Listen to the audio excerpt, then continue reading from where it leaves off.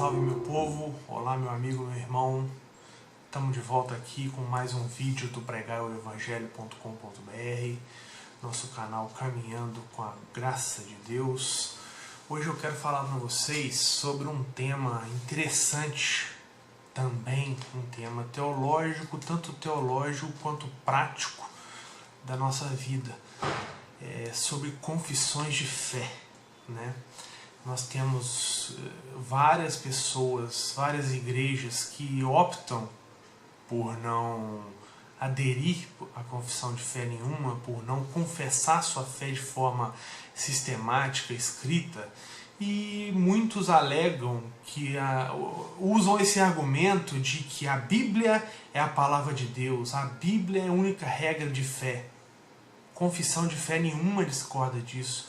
Se você pegar a Confissão de Fé de Westminster, a Confissão Batista de 1689, você verá que esses credos, e os credos mais antigos, você verá que nenhum deles discorda, nenhum deles se propõe, confissões sérias, obviamente, nenhum deles se propõe a ser substituto da Bíblia, a ser uma muleta para a Bíblia. Nenhum deles se propõe a isso. Pega a Confissão de Westminster, dá uma olhada, é sob a autoridade de Deus. Então, eu sinto te informar, se você detesta a confissão de fé e afirma isso com esse argumento frouxo de que a Bíblia que é a sua regra, é muito complicado.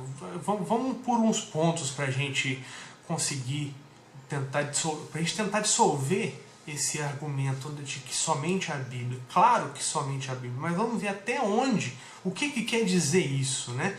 A gente sabe que a Bíblia é bênção por natureza, né?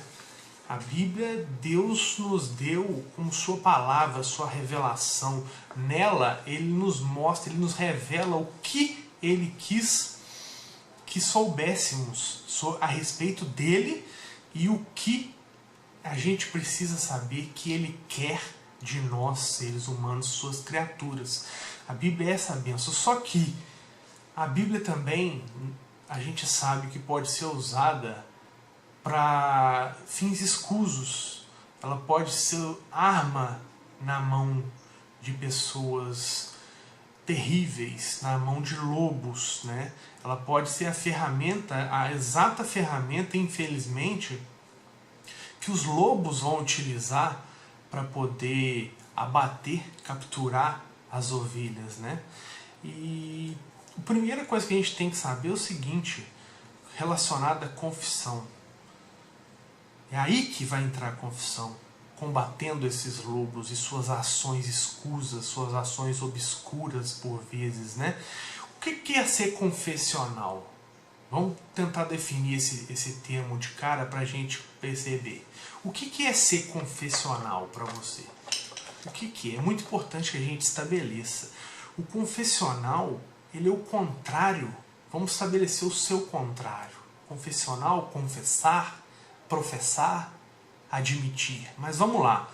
O contrário de confessional, do termo, do seu significado, você sabe que é laico? Sabia disso? Secularismo, né? O laicismo, o secularismo, o não envolvimento do religioso no governo, né? Dos religiosos no governo e vice-versa, a não intromissão do governo nos assuntos religiosos. Isso seria o laicismo, né? O secularismo. E só que você tem que entender o seguinte, aprende uma coisa comigo que eu aprendi junto comigo, não de mim. O movimento laico, ele trouxe ele é muito discrepante em muitas situações. Enquanto a gente pode valorizar aspectos da não interferência da igreja determinando as ações do governo e também vice-versa, como a gente disse, acabou que esse movimento laico ele terminou por perseguir a igreja, por tentar exterminar os valores que a igreja defende, os valores religiosos, os valores familiares. Você vê o Brasil hoje, com essa turma vermelha que tanto assolou o país e que quer derrubar a família, que quer derrubar valores religiosos, quer cada vez mais ditar o que é família, quer passar por cima de uma coisa instituída até mesmo antes do Estado, né? Isso tudo vem do ser laico. Então o ser laico, ele tem o seu problema. E isso é o contrário de ser confessional, né? Confissão. O que é confissão? Do significado grego, a gente pode tirar. Vamos tirar do significado grego para a gente chegar num entendimento mais amplo, num entendimento melhor. O que é a confissão? Do significado é de homologia, né? Da palavra grega homologia, né? Me perdoe a pronúncia, meus estudos em grego estão avançando, mas a passos, infelizmente, mais calmos. Mas vamos lá, homologia, concordar, o significado concordar, reconhecer, declarar, admitir. Na Septuaginta, o conceito é usado, perdão que a folha, eu faço um esbocinho, eu gosto de fazer assim para gravar os vídeos. Ela caiu aqui. Mas a memória que é ruim, né? Na Septuaginta, o conceito de confissão ele é usado mais de 100 vezes. Né? A Septuaginta é a tradução para o grego do Antigo Testamento. Ela é mais de 100 vezes ela é usada. E traduzindo palavras do hebraico que têm os significados como louvar, confessar, reconhecer em louvor. Né? Então veja como é o significado o significado que traz a confissão, o termo confissão. Concordar, reconhecer, declarar, confessar, reconhecer em louvor, tudo trazendo sentidos benéficos. É concordar, é confessar o que Deus nos expõe. A Escritura está repleta de coisas assim, de momentos assim. A gente vai ver um pouco mais à frente. Então ser neutro, meu amigo, meu irmão, ser neutro não é ser cristão. Não pensa isso, esquece isso, ser neutro. Assumir, olha só um exemplo que eu vou te dar. Assumir a Trindade, por exemplo. Que exemplo maior do que você que assume a Trindade e ainda se diz não confessional, é contra as confissões? Você consegue encontrar na Bíblia, me mostrar na Bíblia, um momento onde Jesus diz assim, abre aspas, eu, meu Pai e o Espírito Santo formamos uma Trindade, um mesmo Deus que subsiste em 3 pessoas, em igual poder, em igual graça, e o mesmo Deus, e por aí vai, fecha aspas, você consegue? Não tem. Então, confessar a Trindade, você deve confessar porque ela é real, você deve adorar a Trindade, é ser confessional, é já assumir uma confissão. O credo niceno, que foi formulado pela igreja reunida no concílio de Nicéia, e sem essa de que foi Constantino que determinou a Trindade, nem parte por aí, porque ele é obrigado, ele assumiu o papel como imperador de convocar o concílio, mas ele nem sabia como estabelecer isso, né? Então, a igreja reunida em Nicéia, ela tornou mais explícito o conceito da Trindade, mais definido, e de lá, com esses detalhes explícitos, resultou o credo niceno, lá em 325, que foi o concílio, no ano 325 após Cristo, né? Então, lá que se fundamentou mais ainda para nós até hoje, que se solidificou, fundamentou não, que o fundamento é a Bíblia, né? O fundamento é a revelação de Deus, mas onde se solidificou para o mundo moderno, do qual fazemos parte até hoje, o mundo para frente, ali no ano 325, com o credo niceno, que se estabeleceu. Justamente para quê? Combater o falso ensino, combater o ensino de que Jesus não era divino, combater o ensino de que não há trindade, que não cremos, que não devemos crer num Deus trino. Ali se fundamentou através do credo niceno. Então, como você professa fé na trindade, como, meu amigo, você não gosta de confissões? Entendeu? Entendeu a importância? Uma das importâncias das confissões de fé, né? Até os ateus não têm confissão de fé, mas até os ateus creem em Deus. Partindo agora para um outro argumento, até os ateus creem em Deus. Nós sabemos que ateus na verdade não existem, né? Pois na verdade eles creem em algo maior.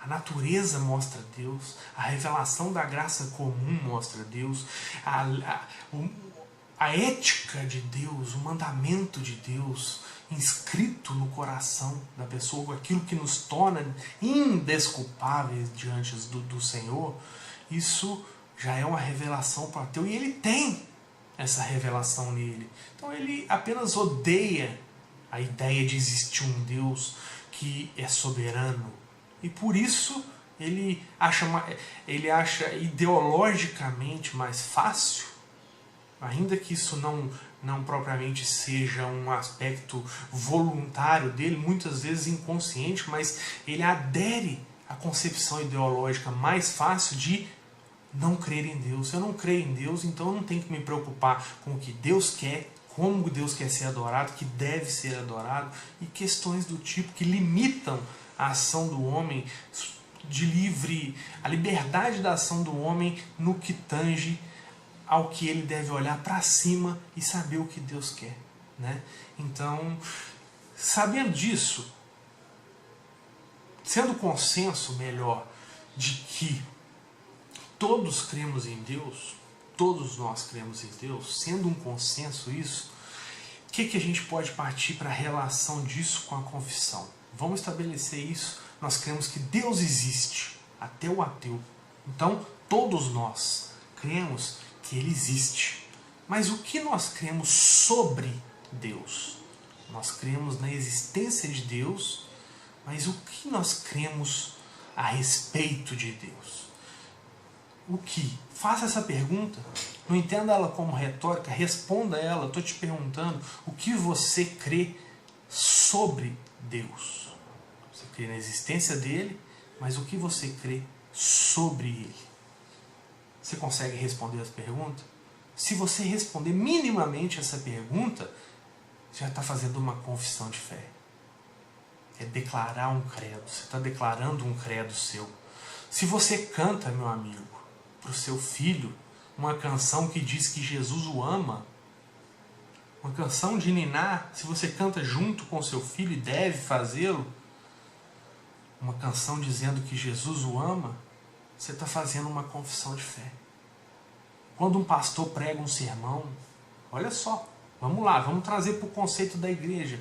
Quando um pastor prega um sermão, ele está confessando o seu entendimento sobre a verdade das Escrituras. Ele está proclamando o que ele entendeu das Escrituras. Ele está proclamando o que ele estudou e entendeu das Escrituras. Ele está proclamando ao povo que o ouve. Ele está proclamando aquilo. Ele não está fazendo uma leitura pura e simples da Bíblia e indo embora. Ele está proclamando, ele está explicando o que ele entendeu. Se você é contra Westminster, Confissão Batista, Credo Niceno, etc., saiba de uma coisa, você nem deveria ouvir alguém falar sobre as Escrituras. Você devia sempre pegá-la e ler. E vou dizer mais, não vale pegar a tradução em português, não. Tá? Não estou dizendo que a tradução em português, não coloque palavras na minha boca. Eu não estou dizendo que traduções são confissões de fé. Jamais. Mas, se você quer trazer esse radicalismo de que você não tem confissão de fé, de que você só aceita a Bíblia, você só lê a Bíblia e tudo mais é coisa de homem, tá, é coisa de homem, mas tem um sentido. Então, meu amigo, para você, hebraico, aramaico e grego, fora daí já está deturpando o seu próprio conceito, né? Então, se você ouve seu pastor no sermão, você aprende, você cobra dele que pregue de acordo com a Bíblia, mas não quer que ele leia simplesmente as Escrituras e termine o sermão, você está ouvindo um credo, uma confissão de fé. Saiba disso, não tem como fugir disso. Evangelizar, vamos lá, vamos partir para mais uma parte prática. Exigência de Deus, exigência de Jesus, para a grande comissão, evangelizar. Jesus manda você evangelizar entregando uma Bíblia para a pessoa ir embora. Ó, agora se vira, né? Toma aqui sua Bíblia, agora se vira, tá aí, ó, prontinha, impressa. Se vira, agora é contigo e com o Espírito Santo. Tchau. A gente evangeliza assim, meu irmão? A gente evangeliza desse jeito? Jesus evangelizou assim? Paulo evangelizou assim? O que dizer do Areópago? Do Areópago? O que dizer? Eu sempre erro o Areópago. O que dizer do Areópago? O que a gente pode falar disso? O que dizer da defesa de Eliseu antes de ser assassinado? Lá no livro de Atos, leia a defesa, procura aí na sua Bíblia, leia a defesa de Eliseu. Como ele faz uma confissão de fé, um resumo da Bíblia todinha naquela defesa dele. Isso é confissão de fé. As confissões de fé, meu amigo, são sumários. Elas são sumários sistemáticos. Vamos definir melhor? São sumários sistemáticos. Eu escrevi, eu vou ler, me desculpe. Confissões de fé são sumários sistemáticos que estão sob a autoridade da Bíblia e tentam refletir uma concepção unificada de entendimentos de toda a Escritura. A confissão, ela reúne os entendimentos, chega no entendimento que concorda numa homologia. Entendeu? Então, é a própria Escritura como líder, como determinadora, mas as concepções que casam, elas são colocadas nas confissões de fé. É um encontro de concepções concordantes. Elas são colocadas nas confissões de fé. As confissões de fé são muitíssimo necessárias. Lá no primeiro século, a falsa doutrina já precisava ser combatida. Ela teve que ser combatida. Os defensores do Evangelho, como Paulo era um dos principais, se não o principal, a igreja eles já tiveram que combater a heresia, o falso ensino. E usaram de quê? Credos. Olha o credo apostólico. Didaquê também. Olha só. Quer um exemplo mais cabal? Você está querendo um exemplo mais cabal da existência dos credos na Bíblia? De que a Bíblia fundamenta a confissão? Você quer um exemplo mais cabal disso? Leia primeira carta de Paulo a Timóteo, capítulo 3, versículos 14 a 16. Você vai achar lá. Vamos ler comigo? Abre sua Bíblia. Primeira carta de Paulo a Timóteo, capítulo 3, versículos 14 a 16. Estou dando um tempinho para você abrir. Achou? Pausa o vídeo, que eu não posso pausar. Então vamos lá. Do 14, rapidinho eu vou ler. Eu gosto de ler as escrituras também nos vídeos. Vamos lá. Escrevo-te estas coisas, esperando ir ver-te em breve, para que, se eu tardar, fique ciente de como se deve proceder na casa de Deus, que é a igreja do Deus vivo, coluna e baluarte da verdade. evidentemente grande, começa aqui, me desculpe interromper, 16, começa aqui, olha a confissão de fé, olha o credo, evidentemente grande é o mistério da piedade, aquele que foi manifestado na carne, foi justificado em espírito, contemplado por anjos, pregado entre os gentios, crido no mundo, recebido na glória. Até arrepia. Como é maravilhoso o nosso Deus. Veja, é um credo. Está vendo? O credo é uma confissão. Lá em 1 Timóteo, capítulo 3, versículo 16, mais precisamente. Você quer prova mais cabal do que essa? De que há confissão de fé dentro da própria Bíblia? De que as confissões de fé são necessárias? Você quer prova mais cabal do que essa? Elas servem, meu amigo, as confissões de fé, por que ter? Vamos definir mais propriamente, mais sistematicamente, por que ter uma confissão de fé? Qual o sentido de ter uma confissão de fé? Servir a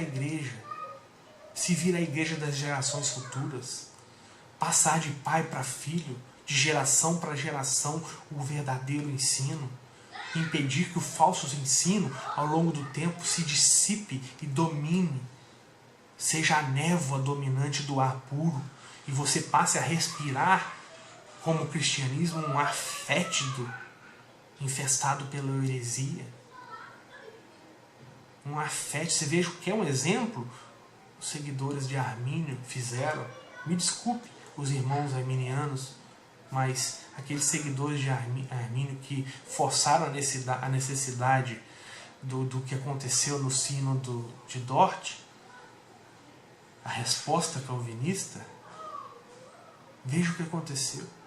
Como o odor fétido que vai contra a soberania de Deus, ele ainda está presente nos nossos dias. A igreja brasileira, por exemplo, vamos falar do Brasil, ela é contaminada por heresias, fazendo com que a maioria delas não possamos nem chamar de igreja de Cristo.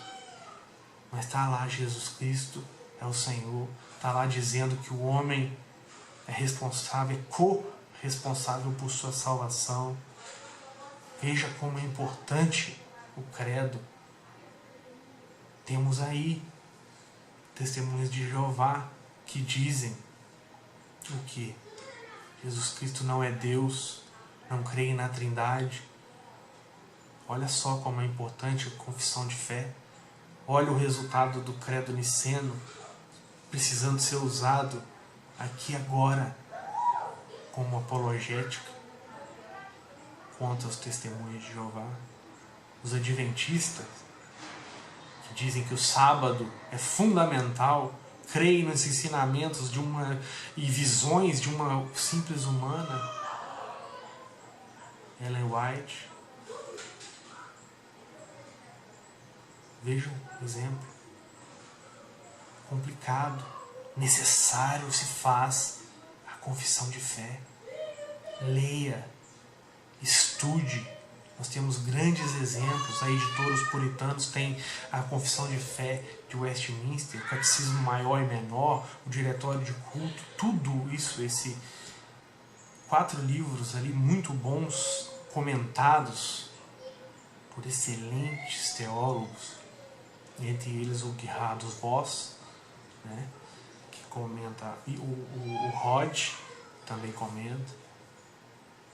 Estude a Confissão Batista. Você é batista? Estou dizendo que eu não vim aqui, para mim só vale o Westminster, mas não é questão de denegrir as outras. Para mim só vale porque não faz sentido eu me apegar à Confissão Batista se eu sou da Igreja Presbiteriana e sigo a Confissão de Westminster. Mas eu estudo muito, por incrível que pareça, a Confissão Batista de 1689. A gente vê, por exemplo, a Igreja Brasileira Batista, ela vai contra muitas vezes, muitas igrejas brasileiras batistas, de algumas convenções, elas vão contra o próprio ensino da Confissão de Fé de 1689, que diz que Deus não se baseou em presciência nenhuma para eleger os salvos. Está dito lá, se eu não me engano, no capítulo 3, me corrija aí, peço socorro aos irmãos aí que lembrem, escreve aí em qual capítulo é. E a igreja, muitas igrejas hoje, elas dizem não, aderiram ao arminianismo. Não, o homem é coautor da sua salvação, ele tem que crer, Deus previu, aí por isso que elegeu. Veja a importância da confissão de fé, veja a importância de fundamentar, transmitir para gerações futuras o verdadeiro cristianismo, o verdadeiro ensino da Bíblia, e não deixar que a Bíblia seja a armadilha do lobo, a armadilha do lobo aberta para as ovelhas pisarem ali. A Bíblia, imagina os dentes fechando, ela pode ser usada desse jeito, deturpada no seu ensino falso. E ela só diz uma coisa. E eu te digo, você pode me dizer, então, você complicou demais a questão do ser salvo. Não. Meu irmão, o padrão da membresia, o padrão para a membresia, para se tornar membro, ele deve ser baixo. O que quer dizer isso? Crer em Jesus Cristo como seu Salvador. Por isso, um grande legado da Reforma, que é o livre exame das Escrituras, ele crê, ele prega esse legado, ele traz consigo que é livre exame, porque tudo que a pessoa precisa saber para ser salva pode ser obtido pela mais simples pessoa lendo as Escrituras. Apesar de que nem todo mundo sabe ler, que Deus não condenou o analfabeto. Certo? Agora o padrão, à medida que o padrão para a membresia, para se tornar membro do corpo de Cristo, ele é baixo de certa forma, e coloque aspas nos baixos. Eu não estou falando baixo de uma forma depreciativa, jamais. Isso é a grande glória de Deus, a ressurreição de um morto em delitos e pecados, e agora a regeneração, a ressurreição, nascer de novo, é um grande milagre. Então não encare de uma forma depreciativa eu dizer que o padrão é baixo, pelo contrário, tá? Mas ao contrário do padrão baixo para a membresia, o presbiterado ele tem que ser alto. O padrão para o presbiterato é alto, porque ele que se encarrega de passar geração a geração. Convide presbíteros, pessoas maduras na fé. Assim aconteceu na Assembleia de Westminster. Assim se formulou aquela confissão de fé, né? E tudo que compõe o que aconteceu em Westminster. Então o padrão para o presbiterato é alto. Ele que vai propagar a sã doutrina. Para a gente terminar, eu repito. Pegue uma confissão de fé, estude, veja importante, veja como elas mesmas falam que o humano é falho, que a Bíblia é a única regra. Elas não se colocam como alternativa às Escrituras. Pare de ouvir blá blá blá que tem por aí sobre isso. Entenda, leia a Bíblia. 1 Timóteo, vou repetir o texto para você ver. 1 Timóteo, capítulo 3, versículo 16. Veja como Paulo faz uma confissão de fé. Vá lá em Atos e veja a defesa de Eliseu. Veja como é uma confissão de fé. Ok? Concordâncias, discordâncias, comentários, coloca aqui embaixo, comenta, opine, respeito sempre, discordância com cortesia, tá? Tanto da minha parte como de vocês. Eu sei que muita gente não concorda com o que eu disse. Eu espero que vocês reflitam, vejam como é necessário ter confissões de fé, tá? Não deixem de comentar com as suas impressões, a sua experiência antes e depois de aceitar confissões de fé, de se valer das confissões de fé, tá bom? Não deixa, comenta aqui, seu comentário é sempre bem-vindo aqui no Pregar o Evangelho. Não deixa de visitar o site também, pregaioevangelho.com.br. Lá temos diversos artigos, tanto autorais como de autores estrangeiros traduzidos, textos clássicos. Nós vamos trazer sempre o conteúdo na medida do possível, sempre com permissão, nada traduzido ou postado sem permissão, tá? Tudo para engrandecimento de Deus, para propagação da obra de Deus. Deixa o seu joinha aqui também, tá? Se você gostou, deixa o seu joinha, compartilha nas redes sociais, que é muito importante. A gente tem crescido em número de inscritos, é devagar, não temos pressa, e espero que seja edificante, como é para mim preparar esses vídeos, preparar o tema é muito edificante, eu aprendo cada vez mais, e formular isso, os conceitos vão saindo, vão ficando bom. Nós pretendemos pelo menos 2 vídeos por semana no canal, ao que provavelmente vão ser terça e sábado, é o que a gente está planejando, é o que eu estou planejando.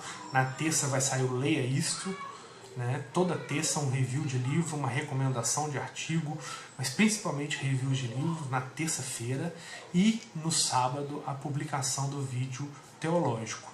Breve nós vamos estar inserindo alguns vídeos esporádicos fora dessas playlists, mas teologia e review de livros, que é o Leia Isto, vão ser os carros-chefe iniciais do canal.